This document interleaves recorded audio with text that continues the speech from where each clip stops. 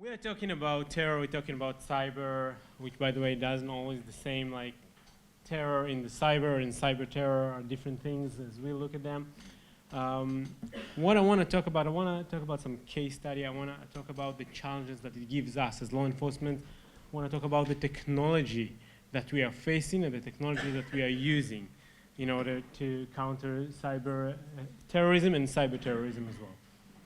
I want to give one good example of the situation today. Unlike a decade ago, 10, 15 years ago, in order to threat a country in a military level.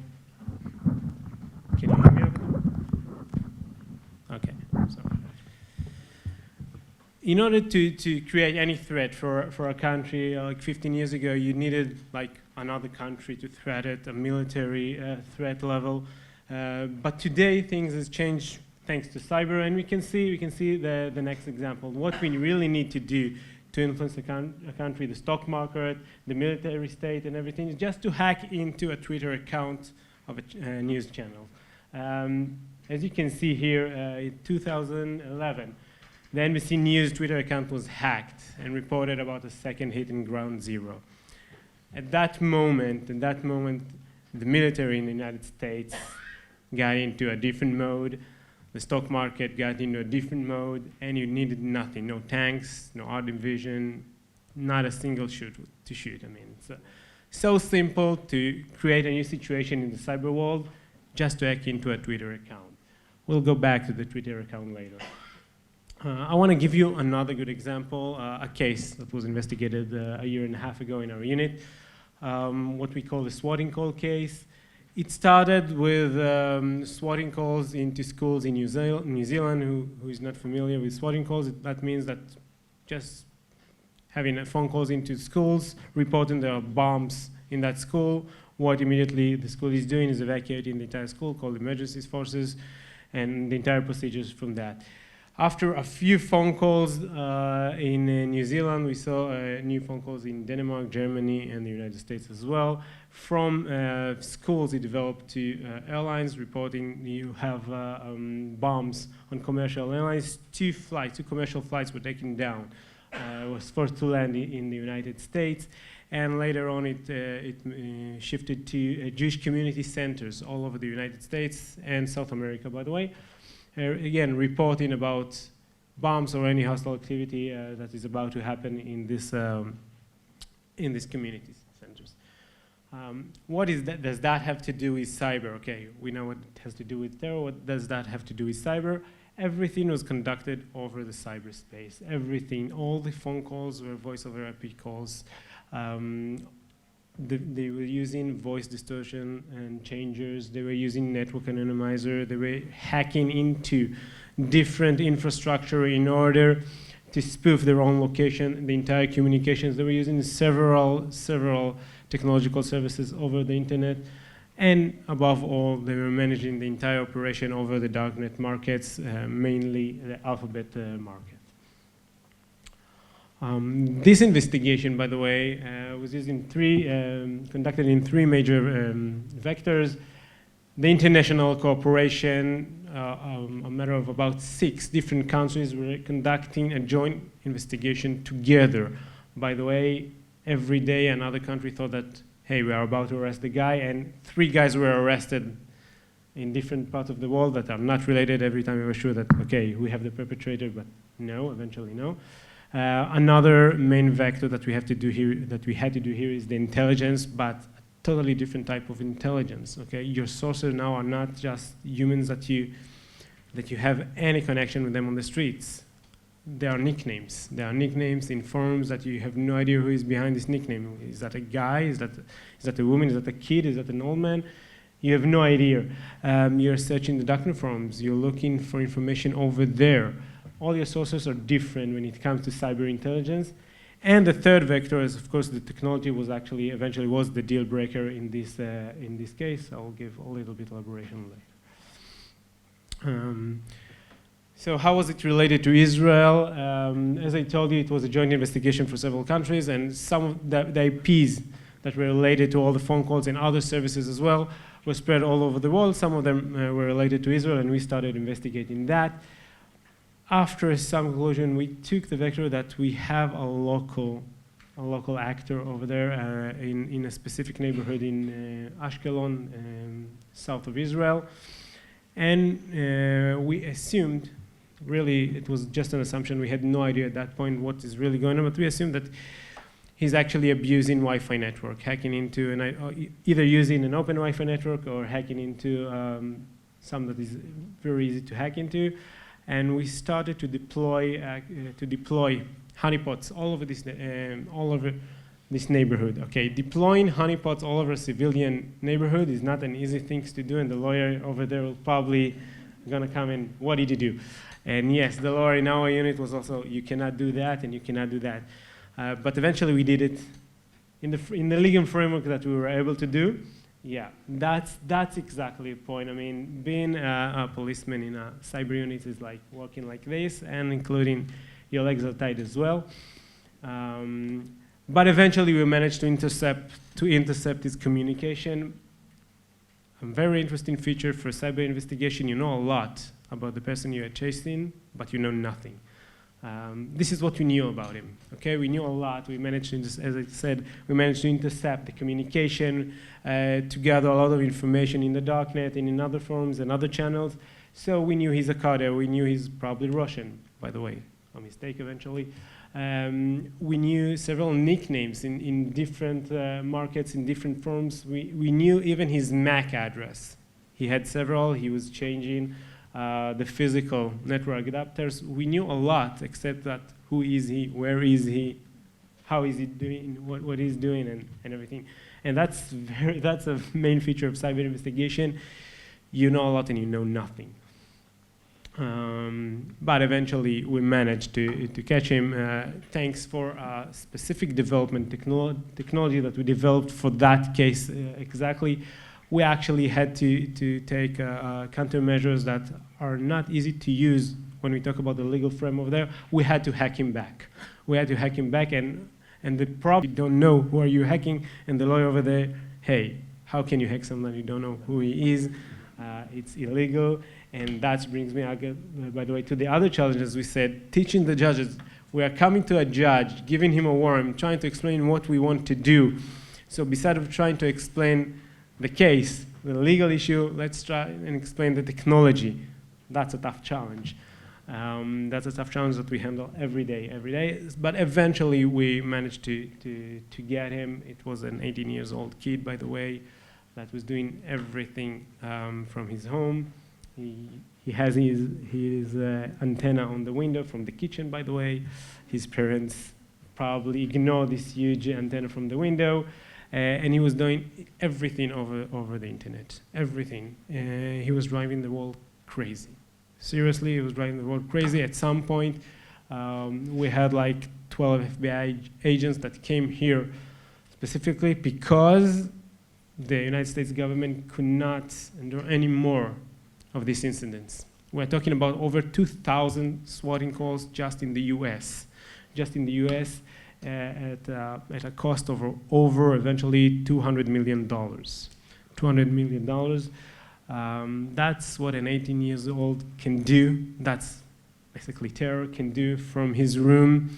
He was, by the way, the third-rank vendor on Alpha Bay market, just a kid, and he did it all. So that's a very good example of terror over the cyber. I wouldn't call it cyber terror, but that's a terror over the cyberspace.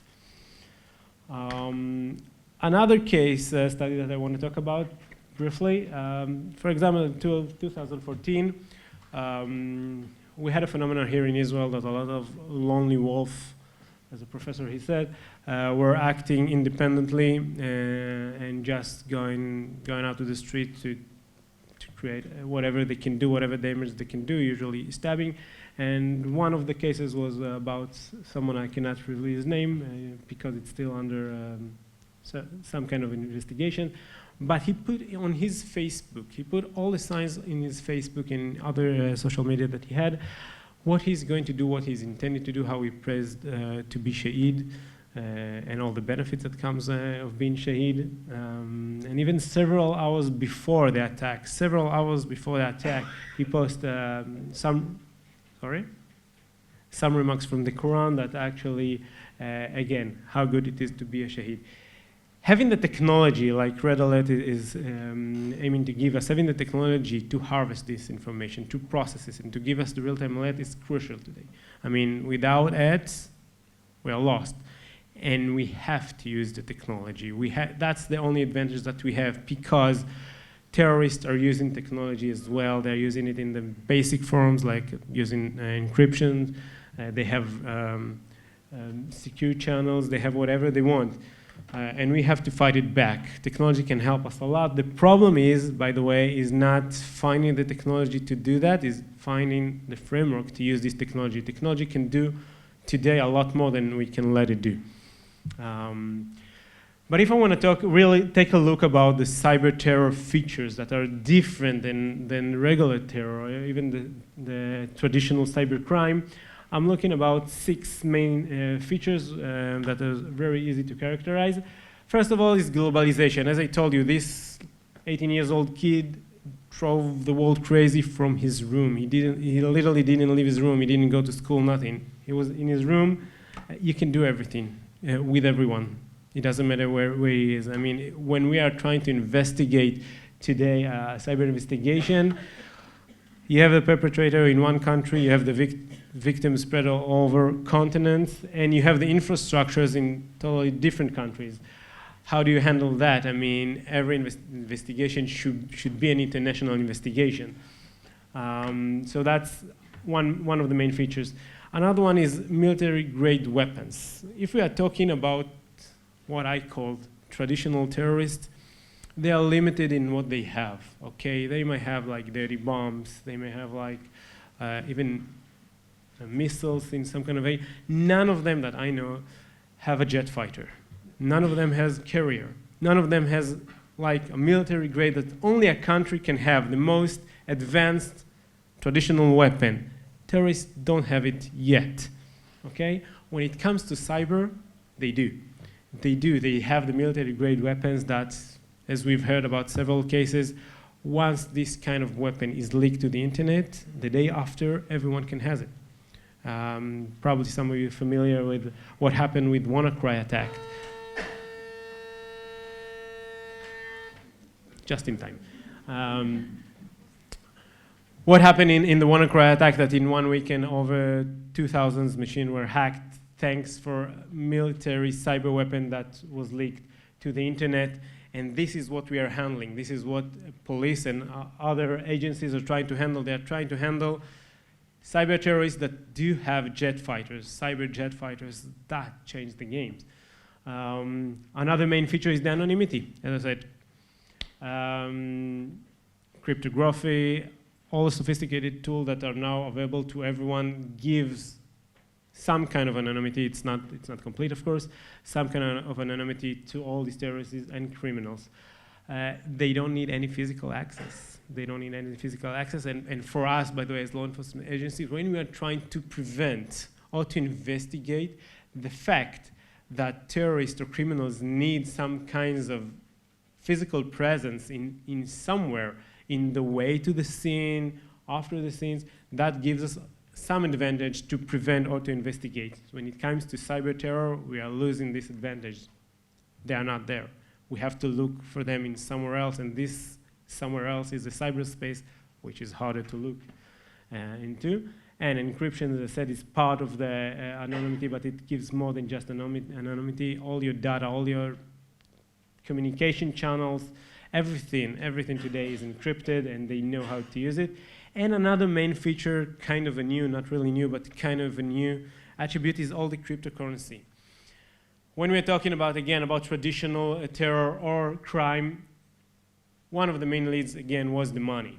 Okay, track the money, you'll find a terror organization, you'll find a next act, you can find some kind of alert. Today, cryptocurrency gave terrorists a big advantage. This is a new, totally new financial system that is behind any supervision, any possibility, well, not exactly, but almost any possibility to track, to monitor, and to track back.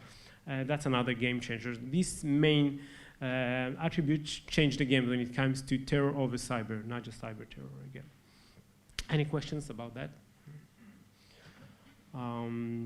So as I said, how terrorists are really using this technology, the basic thing that you know, they're recruiting, they're having the propaganda, they're doing everything, they have very easy and very good secure communications.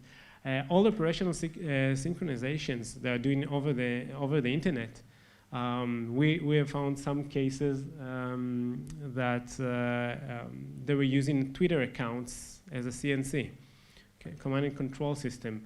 They were sending for a specific Twitter account codes, some keywords that other bots knew how to interpret, and that's how they coordinated the entire operational activity of them, okay, just by using Twitter accounts that were tweeting random keywords. All the financing and money laundering is over the internet, cryptocurrency, but not only.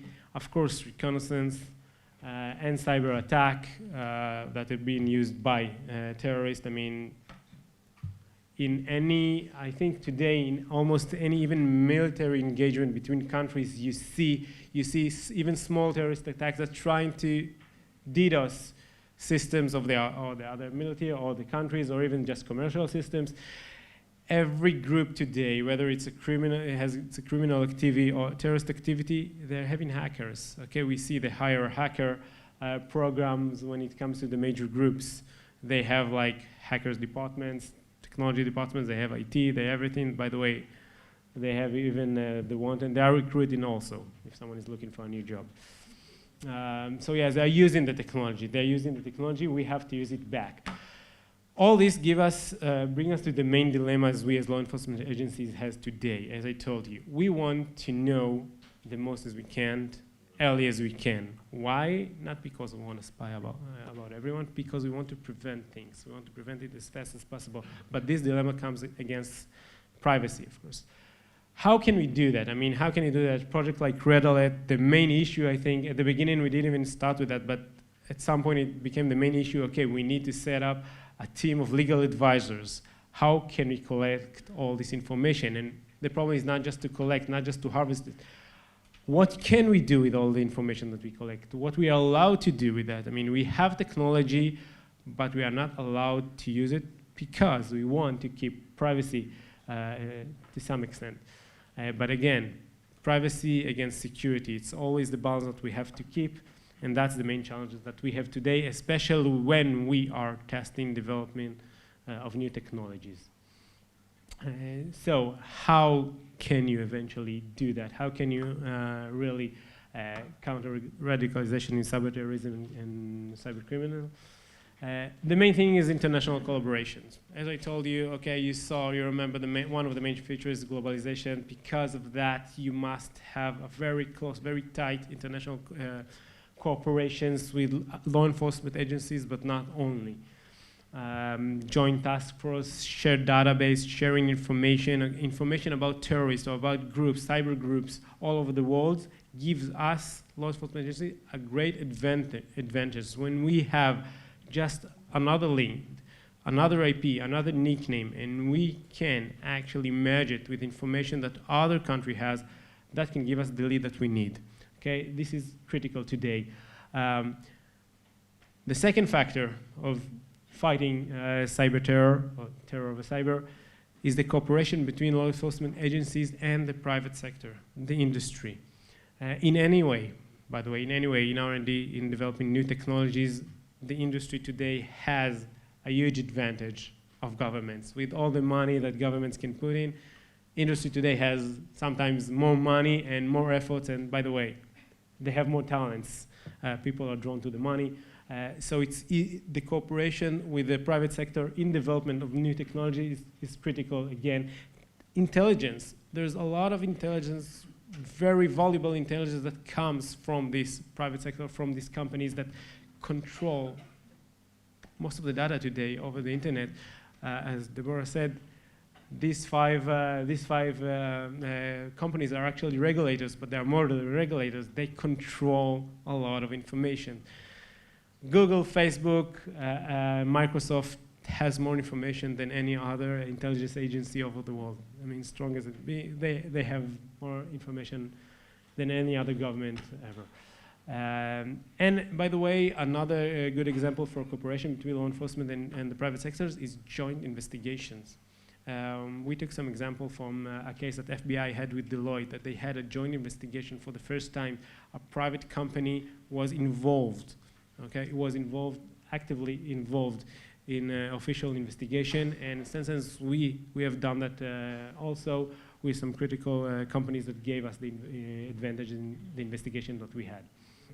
And of course, the third vector is the advanced technology.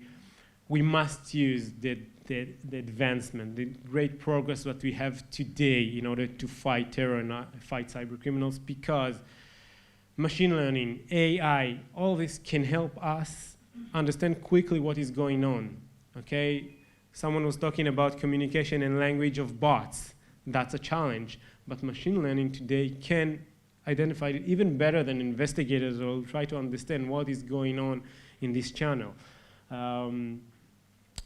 All the new technology is critical actually to find the technologies that the terrorists are using. That is, it was a brief. If you have any questions, this is the time.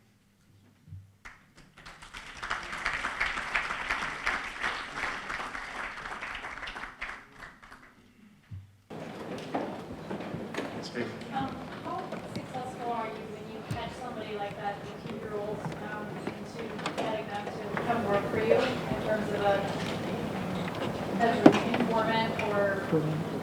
Informant or as recruitment? Well, I mean, no, I'm saying to share their sources and methods. I mean, somebody like that could open up new worlds for you. Does that ever happen, or no? These guys are just don't I need a lawyer in order to answer that. Yes, it happens, okay? We are using sources, okay, like any other police over the world, even with traditional crime and traditional counter-terrorism, you are using sources from within the criminal or the terrorist using, but you have to use it to make the balance. By the way, this guy, we are not taking any information from him, any cooperation from him, not by knowledge, not by skills, nothing. By the way, because he went to the extreme, we have to balance it. We have to check what information and how we can cooperate with who. Okay, it has to be like minor actors that we can, by the way, moderate and control in some way. Otherwise, we are part of the crime, we are part of the terror actions. So this is one of the challenges that police and other law enforcement agencies all over the world has. I mean, we need these informations, we need these informers, but we also need to see that we are not, you always have to give them something, by the way. So we don't want to support it. But in the course of your investigation, would that open up maybe leads for you and introduce you sources that you didn't know about before? Yes. In this specific investigation, we approach, when I talk about the cyber intelligence, we approach actor that we don't know who they are, by the way, but we do know that they play same role as we suspected that he's doing, and we gather information as an informers. After we arrested him, from all the digital forensic that we gathered from his devices, by the way, we got a lot of information that gave us leads to many other actors and many other activities that we could identify. If you look at Rick Bennett's website, a guy in the States, he's been promoting for like 5 years now the Morgan Doctrine, which is the privateer, that counter-hacker, who will hack a hacker in order to close him down.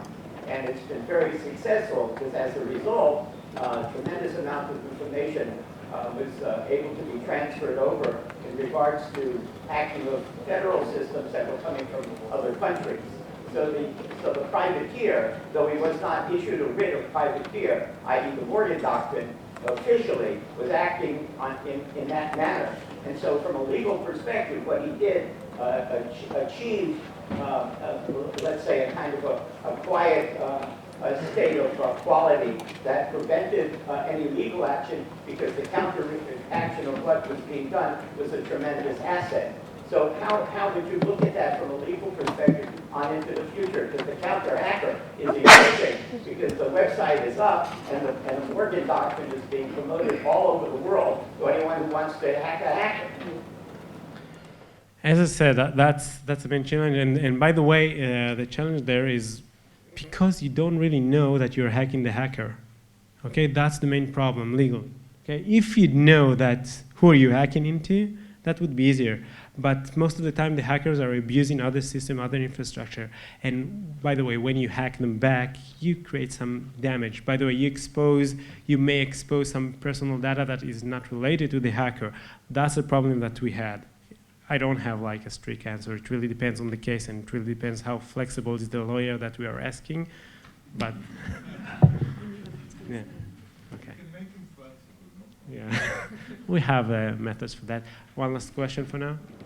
Hi, I work in the fintech industry, and the use of cryptocurrency poses a really big challenge for us.